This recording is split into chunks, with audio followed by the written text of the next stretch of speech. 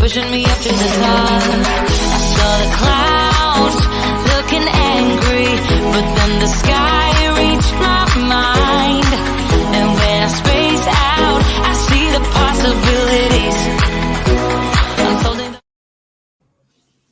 Hey, welcome to Live with Jen and Toya, Bam Woman Show. You see we're missing one. Jen is actually on her way back in. She's been out of town this week, so we wish her safe travels, and she has been dearly missed this weekend and this week with Bam Woman. We had an amazing fashion show last weekend here in East Texas.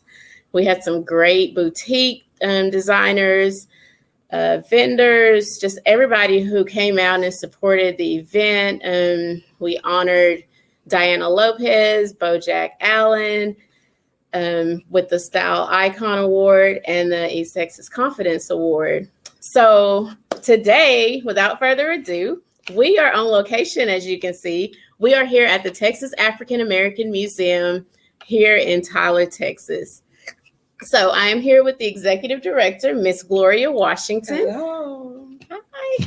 So we will start off with just kind of telling us a little bit about how the museum came about and just how it got started. Well, thank you so very much, Miss LaToya, for having me on today. Yes. I am so thrilled and elated. And yes, I'm Gloria Washington. I am the executive director for the Texas African American Museum. We're located here at 309 West Martin Luther King Jr. Boulevard, Tyler, Texas. Come by and visit with us. Now, the Texas African American Museum started back in 2016.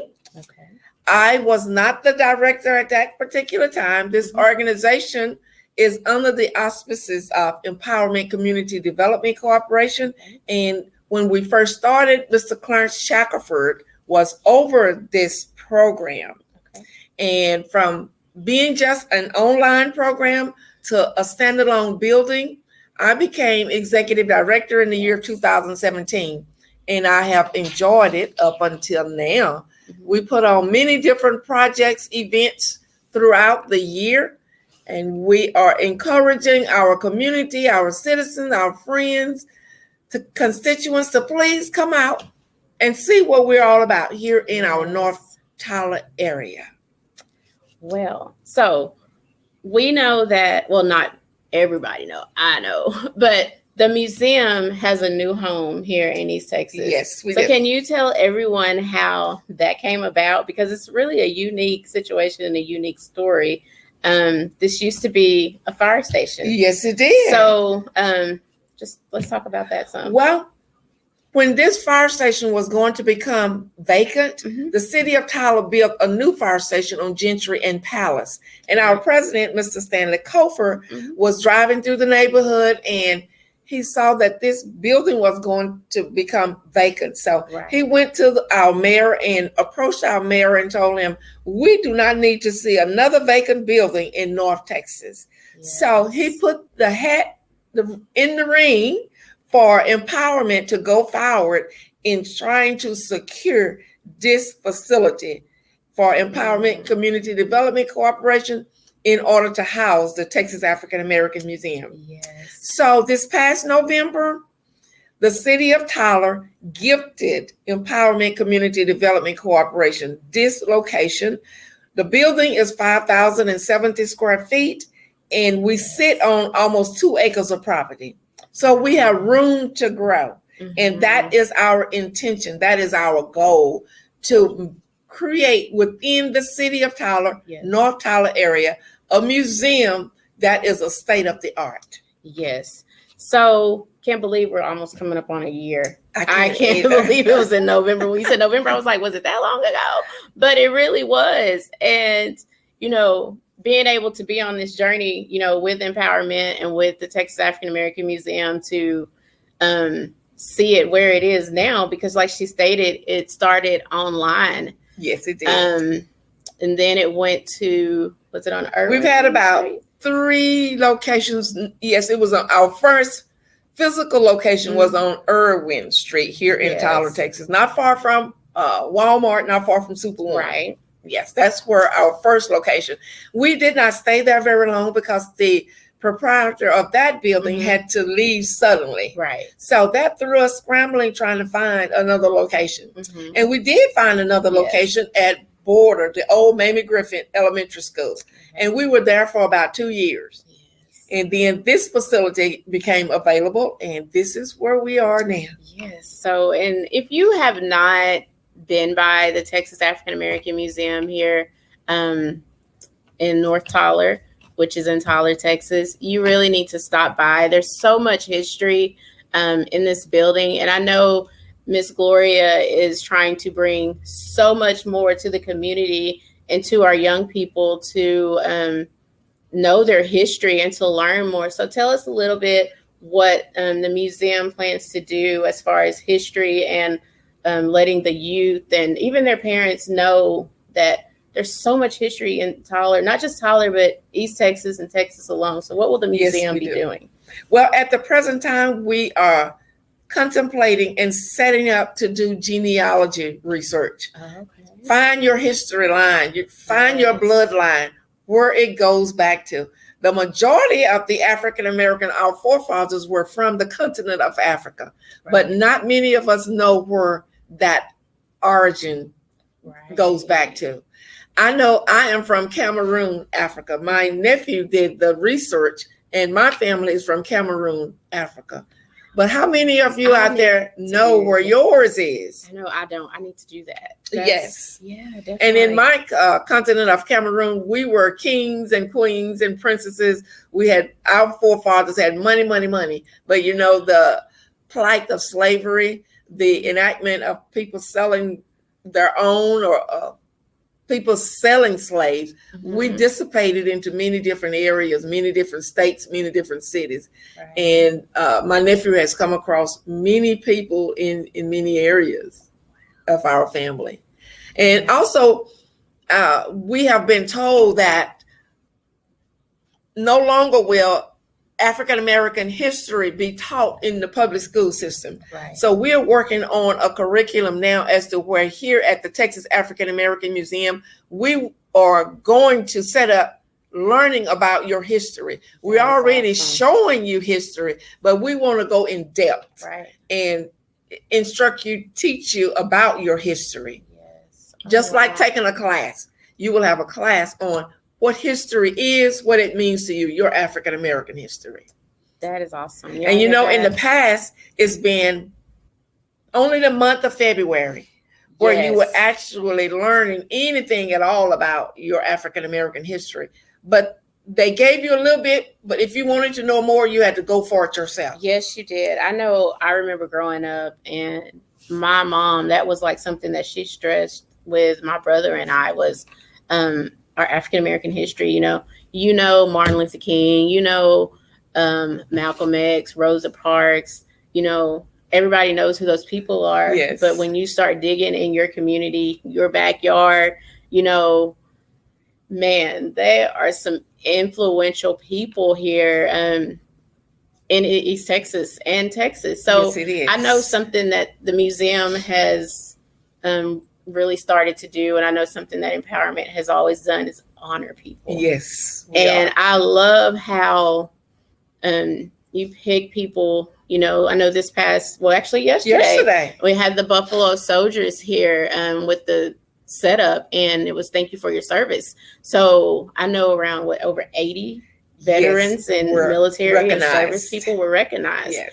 And when you recognize people that have never been recognized, it means the world to them, because it's like you see something in them and you just want to say thank you for what you have done for us.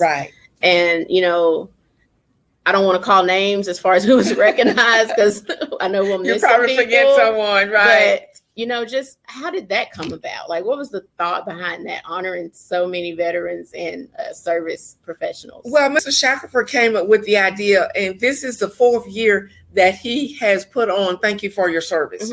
And so by recognizing thank you for your service, men and women in the military, men and women in law enforcement, we thank each of that group of people for their commitment Yes. to serving our population, our community, our city. We thank them. So this was the 4th year that this has been done. And it was in conjunction with the Buffalo Soldier Day. Yes. And we were recognizing the Buffalo Soldiers. The state of Texas Buffalo program was here on yesterday to give insight, to give information about the Buffalo Soldiers. So can you go into detail for those who aren't familiar with the Buffalo Soldiers and, the program that is offered, and then just the display that's set up here for people to come and see? Just kind of explain that a little bit to our listeners. Well, we knew that there would be some latecomers that wanted to view the Buffalo Soldier Museum or information that's set up here at the museum. So they agreed to leave the pieces back here for at least 6 months or longer if we needed them. So we're here to educate the public about the meaning of the Buffalo Soldier, what the name Buffalo Soldier means. And this started back during the Civil War period. There were many African Americans that did not have jobs, did not have an education, and some of them didn't even have food to eat. Right. So they enlisted into this program. And most of the action, most of the work that they performed were out in the West Texas area, not East Texas area, because East Texas area was basically under control. But when they entered into this, they were able to receive their education. They were able to eat. They were paid a few dollars a month for being in this regiment.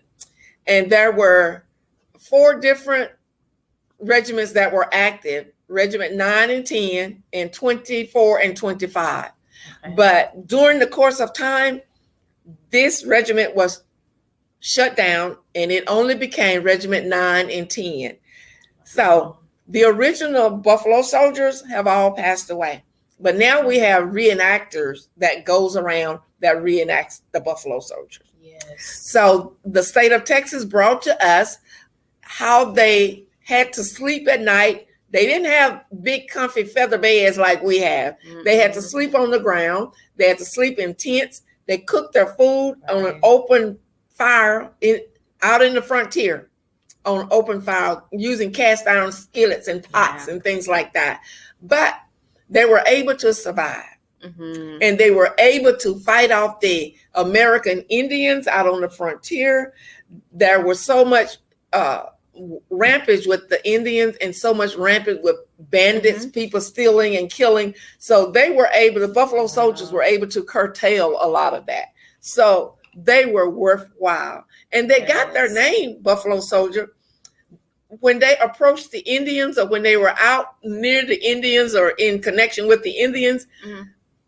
The Buffalo Soldiers had woolly, curly, black hair as the buffalo did.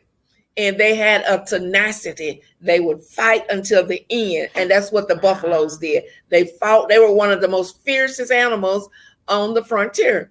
And so they realized that the Buffalo Soldiers did not give up. They fought until the end. Yes. And with that demeanor, with that type of skin tones, complexion, that type of woolly hair, they named them the Buffalo Soldiers. Yes. And the display, as she said, it shows how they slept, how they cooked their food. After we finish this interview, I'll kind of walk us back here and y'all can see it live. But to come see it in person, you need to come to the Texas African American Museum here in Tyler, Texas. So we're going to shift gears a little bit. Miss Gloria wears many hats. She's also an entrepreneur. Yes. She owns Lyons Avenue Florist here in Tyler. So tell us a little bit more about your business side. Well, my husband passed away in 2016, and I needed something to do. And I've always had a passion for flowers for years and years. So after he passed away, I decided to go into business and have my own florist shop. Because when my husband passed, I looked for an African-American florist. I couldn't find one here in Tyler. So you're the first. I am one. You hear that? Miss Gloria Washington is the first Black-owned florist shop here and the only one here in Tyler, Texas, and the only one here in Tyler right now. So if you need flower arrangements, if you want to send get well flowers, congratulation flowers, any sympathy, just anything, because. right? She is your lady. Come Call on her. over. Come see Lyons Avenue Florist. Definitely. And we do deliver, and we can wire to any city in the United States of America. That is awesome. That's amazing. And we have some great prices. Yes, definitely. Wow. So I didn't know that. I always thought you had the business like 15, 20 years. But yeah, that is so inspiring to know that you are the first to have a floral shop in Tyler, Texas. And local. And it's local.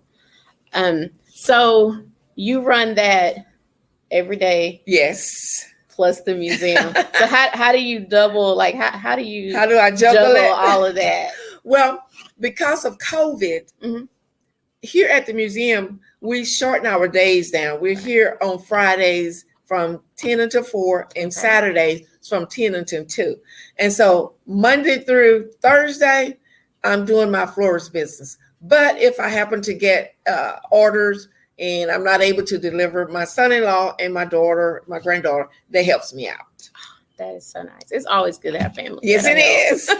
It is, definitely. Yes, it is. So this is a question that Jennifer always asks, so I'm going to ask it today. What is one piece of advice or something that you can offer to anybody who's wanting to become an entrepreneur or start a nonprofit or just who want to do something in the community? What advice do you give to them? Number one, never give up. Right. If you have a dream, if you have a passion, study your dream and your passion. Yes. But most of all, never give up. Never let anyone deter you, causing you to think, I can't do this. I tell everyone, if President George Bush at 92 years of age can parachute out of a plane, you can do anything that you set your mind to do. Yes, anything. So young people, don't give up. You are that. Do not give up. And man, even though it gets hard sometimes, you have to go through it the to valleys. get to it, Yes. So yeah, those hills and valleys and mountains, all of that. Yes. You have to go through to the end and see that light, man. It's like it's euphoria. Whew, yes, it is. It's awesome. It feels great. It feels great. And I have had customers as far away as China, as far away as California, New York. Wow. And that's from them seeing you online? Yes. Yes. And see, that's the value of being digital and being online, is that you reach thousands, millions of people. So many more, much more people than what you normally would. That's right. If you just stay local. Right. But yeah, you have to branch out. You do. And don't be scared to branch out. That's right. I know all of us fail. Yes. We fall down, but get up. Yes. Dust yourself off and keep going. Exactly. You have to do that. So, well, that is our show for, how can they contact you and reach out to you as far as to support the Texas African American Museum? I know there's a campaign going on right now. Yes. And then how can they reach out and support your floral business? I have a website for my floral business. It's Lyons Avenue Florist and Gifts.com. You can go on my website and you can order, see what you like. You can place your order and my website will pick it up and they will send it to me. And my telephone number for the flower shop is 903-283-6089. You can also reach us at the Texas African American Museum at texasafricanamericanmuseum.org. Yes. Okay. And one more thing. Are there any upcoming events you want to share with our viewers that the museum may be having? Next month, August the 4th, is President Barack Obama's birthday. So on August 7th, we will be setting up a display of President Barack Obama. You can come by and browse the display that's set up, take pictures with our mannequin of President Barack Obama. It's not a charge, but we ask that if you would please leave a donation. And in September, we are having and hosting our HBCU Day. That's the Historically Black Colleges and Universities. That's going to be held here at the Texas African American Museum. There are 9 HBCUs in the state of Texas, and we're contacting each of those universities. Now, we know that they are all over the country, but we have 10 here, which will be, so you can say local, but that's within driving distance. So we're asking their admission office to come by, set up, talk to the students, the parents, and give them information. Let them know who you are and where you are. Yeah. So if you are with an HBCU school and you're watching this, reach out to Miss Washington before she reaches out to you. Yes, thank you. So, but yes, we going to wrap up the show today, but we just thank you so much for joining us and sharing information regarding the Texas African American Museum and Lyons Avenue Florist. So if you need flowers or anything, you contact Lyons Avenue and they will take good care of you.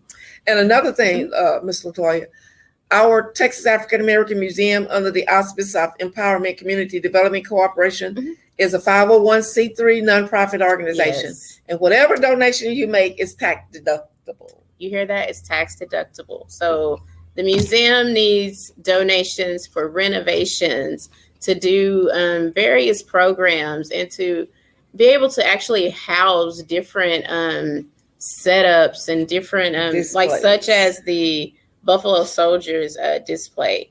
It just costs money to maintain. Yes, it does. And so, yeah. So if you want to support the museum, reach out to Miss Gloria Washington and she will tell you how. And your donation will be greatly appreciated. Yes, it will. So we are going to just, I'm going to shout out a few people today. I am wearing jewelry from Cherie. She's the paparazzi queen of Tyler, Texas and East Texas. She's actually on her way out of town right now, and we wish you safe travels. I am wearing lipstick by Lip Service. They are out of Dallas. And I have lashes on by Destiny Beauty, and she is here in Tyler. So just shout out to those small businesses. Also, BAM Woman Magazine, issue 4 submissions are open. So if you want to advertise your business or if you want to be featured, you can reach out to us at info@bamwomanmagazine.com. And if you want to sponsor a podcast, live show, visit www.bamwoman.com. And if you want to support us, all that information is in the corner below. And just thank you so much for supporting BAM Woman Magazine and media. And until next time, y'all have a blessed week and blessed rest of the weekend. Stay safe, and we love you.